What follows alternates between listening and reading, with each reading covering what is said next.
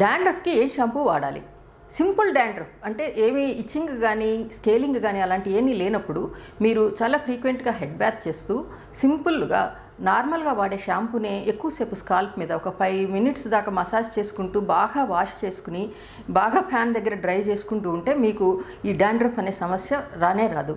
ఇంకొకటి fungus infection ఉన్నట్లయితే మీకు ఆ ఫంగస్ ఇన్ఫెక్షన్ మూలంగా వచ్చే డాండ్రఫ్కి మాత్రం కీటకోనజోలు, సెలీనియం సల్ఫేటు, పైరిథోన్ జింక్ ఇలాంటివి ఉన్న షాంపూలు ఎంచుకుని మీరు వాడండి. అలాగే ఇంకొక ప్రాబ్లం ఏంటి అంటే కొంతమందికి ఎక్స్ఫోలియేషను, స్కేలింగు, ఇంకా ఇచ్చింగు ఇలాంటివన్నీ ఉంటాయన్నమాట.